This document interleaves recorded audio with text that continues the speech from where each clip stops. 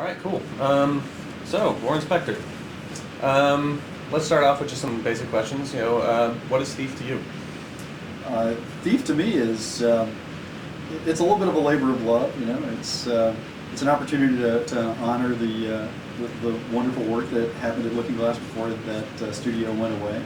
It's the opportunity to finish something that I was involved with for a while in the early days, and get to come back to it again later on and really wrap up a story that I saw, as it was created. It's the opportunity to bring stealth gameplay to an audience that maybe now is ready for it in a way that they weren't 10 years ago. So it's a lot of things. Okay. So what are your goals? I know you had said before that you are hoping to bring it to a bigger audience, and I'm just kind of curious how you're going to do that, and how are you going to keep the hardcore fans kind of involved still?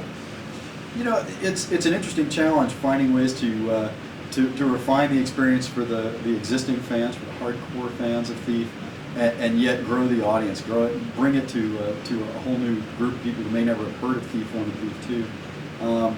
But I don't think it's really that hard.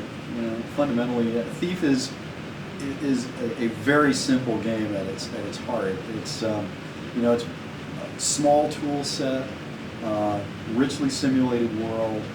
It's just you in the world interacting with the geometry and the AI, and so really all we have to do is find ways to make that compelling, or accessible, maybe more. It's certainly compelling on its own, but accessible to more people.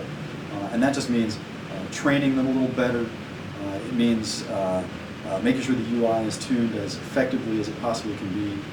Making sure that we support maybe a slightly broader set of gameplay options than in the past, so more people can actually experience the game. Let's talk a little bit about the story. You said that you really wanted to see it finished and all this kind of thing. So can you give us a little synopsis of what happened a short synopsis of what happened in the first two, and then kind of go into how it's going to be continued? Well, the first Thief game was largely about Garrett, this sort of iconoclastic, cynical loner guy. I've described him as being like Snake Plissken in Escape from New York, or Rick from Casablanca, the guy who just wants to be left alone to do his thing, and somehow the world always intrudes. The world needs him. He's a hero whether he wants to be or not. So in the first game, he was, got sucked into a situation where he had to, interact with the pagan faction primarily. This is a group of plant worshipping sort of elemental characters, and stop the trickster god from actually accomplishing his goals. In the second game, most of your interactions were with another faction, the Hammers, the Order of the Hammer, which was all about order and technology and everything. So we had our nature story and our technology story, but there's this third faction in the world that to me has always been the most interesting, actually, the Keepers. And the Keepers are all about magic and secret manipulation behind the scenes and stuff. And the idea that we never actually did a story about the most fascinating group, the mysterious group that sort of provided the balance in this universe, I just couldn't deal with that. So getting the opportunity to actually tell the Keeper story is pretty exciting. Awesome. Okay, can you discuss your goals for creating this new game? I know that you said you had two that were a little contradictory.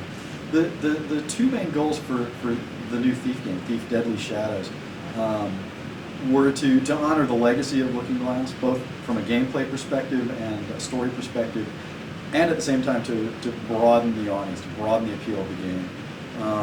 And they seem contradictory, and yet when we actually got into the nuts and bolts of it, it really wasn't that big a deal. Mm-hmm. Honoring the legacy was partly story-driven. I wanted to see the third part of this story told. It was partly gameplay, because even though now there are several stealth games, they tend to be kind of arcadey, and they tend to be sort of play the radar games, I call them. And that you see that character's view cone as he looks for me. I've got to avoid the view cone. Right. So we do something different. Thief has always been about something different. It's about interacting with the simulation. It's about AIs that really respond in believable ways. There is no radar, you know. There are just people telling you constantly, "I'm looking for you, Taffer," you know, and you hiding in the darkness and hoping that you're hidden well enough. It's not a puzzle game. How do I play this? You know, it's a I don't know. I mean, it's something more. It's something cooler. It's something deeper to me. And so I really wanted to respect that. And we've done that. I think we've got a very deep sound simulation, very deep physics simulation. I mean, you can use every object in the world as a distraction tool, if nothing else. You know, it can be there's loot in the world you can gather to get money to buy cool stuff. There are things you can use to distract people. There are barrels you can roll down ramps to knock people off their feet. I mean, everything in the world is a useful tool in one way or another if you're clever enough to figure out how to use it. So from a gameplay perspective, we really wanted to respect that old looking glass tradition of simulation. Right. And then appealing to the larger audience. Well, you know, first of all, I think they're primed for it now. Games like, you know, Splinter Cell and Tenchu and Metal Gear Solid have kind of primed people for, hey, stealth could be as much fun as shooting. Cool, Right. you know? So they're ready for it. And even the work that Looking Glass did with the very simple user interface and the very simple control mechanism, you know, we didn't have to do a whole lot. All we had to do was, the biggest thing we had to do was provide a little bit more support for players who weren't good enough at sneaking. I mean, I think we wanted to provide more tools for recovery from failure and maybe a little bit more fun if you find yourself in combat. Okay. And if we do that, throw in a great training mission, which I think the team has done, we're halfway home. Okay. So yeah, though you said definitely there's going to be some more action elements. What other new things have been added to the game? I know there's a third-person mode. The biggest thing we added is clearly third person. It sticks in my craw even saying it, because I'm just such a first-person junkie. I mean, I love playing first-person games, and I love making first-person games. And here I am, you know, trumpeting the how cool it is we have a third-person mode. But you know, the bottom line is, a couple of guys on the team took our body awareness, which is a first-person mode where we actually model the figure, so you can actually see what you're doing in first-person mode. Even as you look down, you can see your feet, you can see your hands. You really can't see yourself in the world, even in first-person mode, which is cool.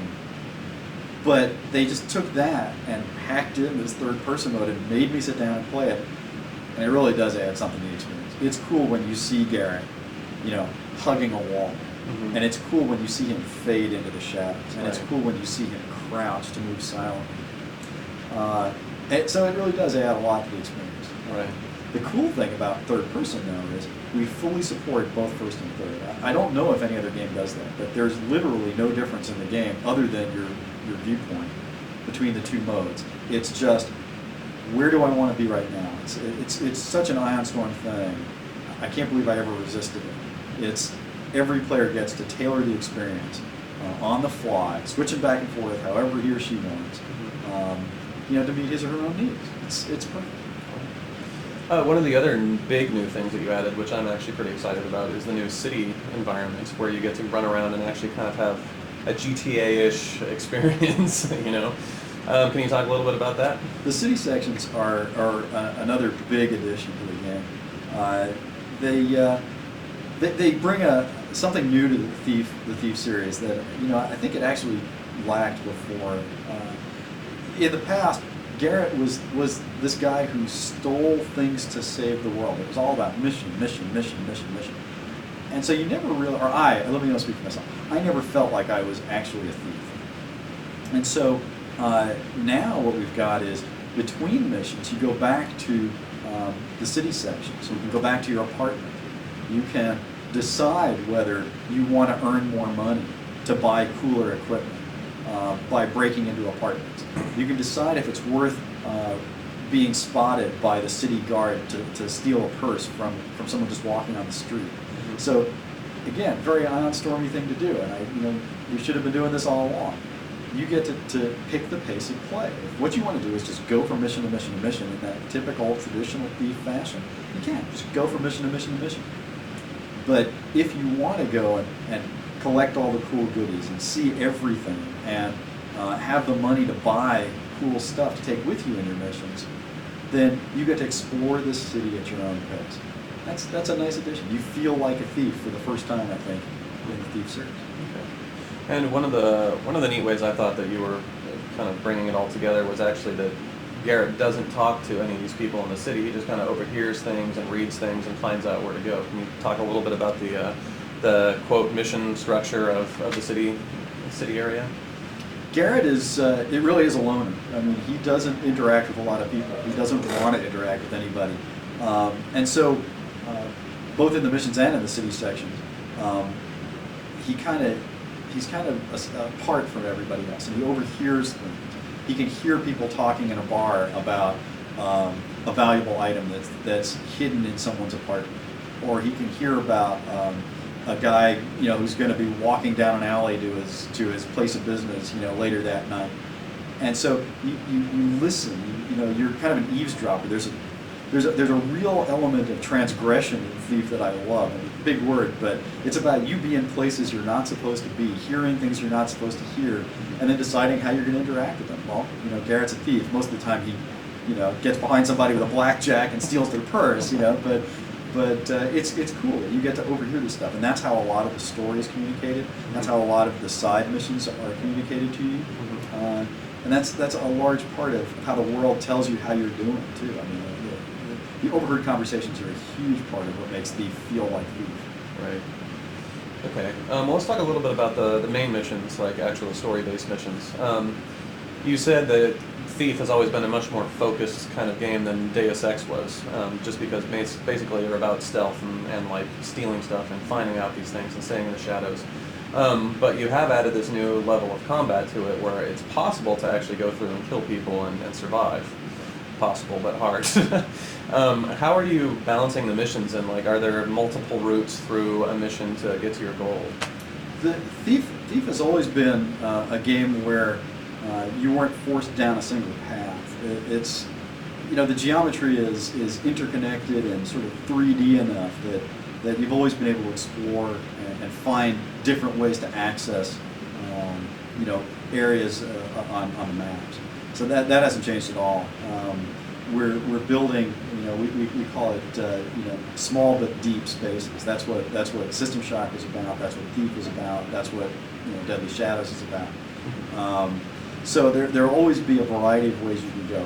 If you go one way and you see two guards standing under a light in front of a door, and you go, oh man, there's no way I'm going to deal with that. Just find another way. Go find an alley or climb a wall. That's another big feature we've added. Wall climbing is great. Sometimes you feel like Spider-Man as you're exploring these maps. So you can always find another way to go. Absolutely. Okay. You're bringing back a lot of people from the original couple of Thief series. I want to know how important was that for you to get all of these guys back on the crew? Having people who had worked on the earlier Thief games was critical to me. For a couple of reasons. I mean, let me be completely honest. I went off after I left Looking Glass. I went off and started working on Deus Ex, largely in response to Thief, largely in response to my frustration at how narrowly focused it was on sneaking and stealth. Mm-hmm. And so I needed to make sure that I had people on the team who loved Thief as much as I did, but more important, understood how to make a game that was that narrowly focused better than I did. And so went out and got Randy Smith, who was a designer on Thief 1 and lead designer on Thief 2. Nate Blaisdell was a designer on the Thief games. Terry Brocious wrote dialogue for the earlier Thief games. Eric Brocious did the sound for earlier Thief games. I mean, I've gone out and hired people from the Thief community, the fan community, because I wanted people who lived, ate, slept, and breathed Thief. Mm-hmm. Okay. And I think the results are on the screen. When you sit down and play it, it feels like a Thief game. Mm-hmm. But at the same time, we all saw the need to reach out to a larger audience. So there's a nice balance of old and new people and old thinking and new thinking to try and make sure we don't let down the fans, but also that we don't alienate people who aren't already fans. Okay. Let's talk a little bit about the AI. It's obviously a big thing in Thief, with all of these guys walking around. Can you talk a little bit about how they respond to both light and shadow and sound, and how they'll actually respond to stuff happening around them? The AI in Thief has to be as responsive as the AI in any game. It's a different kind of response than in a shooter. I mean, it's not just, oh, there's the guy, I'll start trying to kill him. The AI challenge in Thief is somewhat stiffer than that, steeper. Anyway, it's they have to kind of ramp up in a way that players can understand. They have to think they heard you or saw you, search for you, find you and get into combat, or lose you and ramp down in believable ways. I mean, it's a pretty amazing challenge. And we're going to spend quite a bit of time before we actually ship tuning now. They have to hear things and respond in believable ways. They have to be good enough at combat that they discourage the player from just running straight through the game without ever stopping. They have to be powerful enough to discourage you from just getting out your knife and hacking away the whole time. Right. The AI challenges are pretty steep. The cool thing is, because the game is so focused, I mean, you don't have to worry about this character, like in Deus Ex. I mean, it's a nightmare. When you see an NPC, they might want to talk to you, they might want to kill you, they might want to run from you, they might not care about you. Mm-hmm. You may have hurt one of their friends, which makes them not like you. I mean, there are 1,000 things that the AI has to take into account in Deus Ex that we don't have to think about in Thief. So it's a very different kind of tuning challenge. We can tune this game perfectly for stealth, and that's our challenge. But it does involve them understanding the simulation as well as the player does, or nearly as well. And then being smart enough to challenge the player without overwhelming them. And that's the thing. I mean, the AI in Thief, well, in any game really, but in Thief I think in particular, the goal of the AI is to push the player to the point of, just to the edge of defeat and then lose. It's not that you want to make AI that just beats the player. It's got to be smart enough to get right up to the edge and then step back. Right. Okay. Let's see. Can you talk a little bit about what equipment has been added to the game, like what new little gadgets you're going to be able to use, and what got kept? Was there anything that got removed from the original two? For the most part, the tool set is carried over from the earlier games. We did cut the rope arrow because we wanted to add the really cool, visually oriented wall climbing. They kind of duplicated functionality, mm-hmm. and so we decided that wall climbing was cooler than another arrow type. Right. But you've got flash bombs and fire arrows and water arrows and noisemaker arrows and some other stuff. I don't know how much I want to reveal there. I want to leave some surprises, but there are some new items that players will get to play with that I think will have some fun. Okay. How do the Xbox and PC versions differ? Are there, I'm assuming the actual gameplay and the story are the same? Yeah, the PC and the Xbox versions are virtually identical. The resolution, obviously, on the PC is higher, so from a graphical standpoint, it looks somewhat better. Mm-hmm. But in terms of gameplay, they are identical. I mean, all the audio is the same, the AI is the same. Obviously, we support mouse and keyboard, so access to your weapons might be a little bit easier on the PC version. Okay, but is there going to be analog control for running and for slower speeds? Yeah, everything is analog. Okay, cool. Can we talk a little bit about what kind of enemies you're going to be finding in the game? I know obviously there's going to be a lot of humans. What different types of humans are there going to be, and are there going to be non-humans? The Thief is mostly a game about interacting with other people. It always has been, probably always will be. But within that people category, we have guards of various types, at various levels of vigilance, and who have various differing attitudes about you. from the moment they see you, actually. We have civilians who, actually won't attack. They're pretty cool. They'll run and get help from people who actually have weapons, which is kind of neat. So you have to decide, oh wait, I alerted the civilian. Do I kill that innocent person to prevent them from, going and getting someone who's going to kill me? What do I do? So the civilians are an interesting kind of challenge for you. There are some non-human characters you'll interact with. I kind of want to keep that a little quiet right now. They're there for story reasons and also to provide a different kind of challenge. If all you were doing was dealing with human AI that was, differently vigilant, I guess, and differently threatening, I don't think it'd be quite as compelling as if you encountered something that just behaved differently. So we wanted to throw that in. But one thing I will say, no robots, no steam-powered robots. Those are gone. Sorry, Thief 2 fans, they're gone. Right on.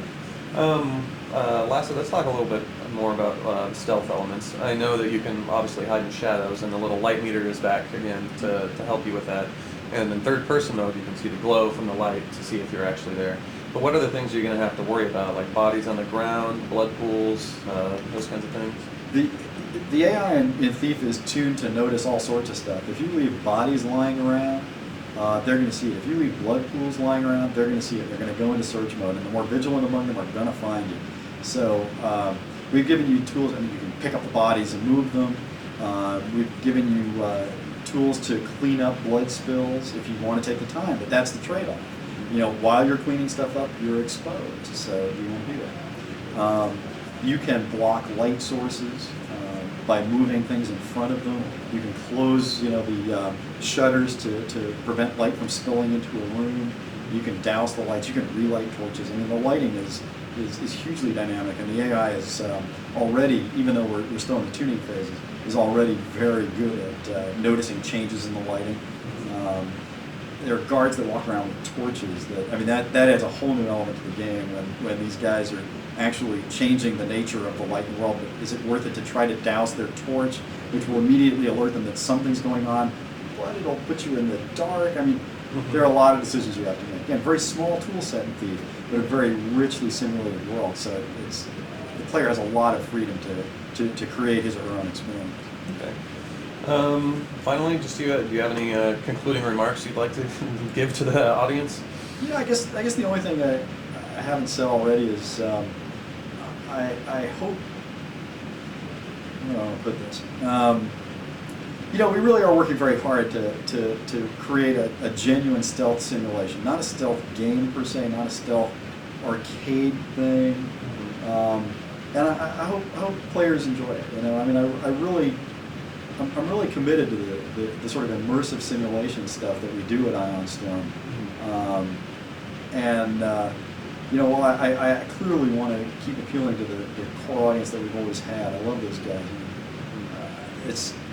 I hope we can really reach that bigger audience, because that means it's easier for us to keep making the games we want to make, which I hope keeps the fans happy, and it's this nice big happy circle of life, So tell all your friends, I guess, is what I'm trying to say. Right on. Great. All right, that's it. Thank you. Thank you very much.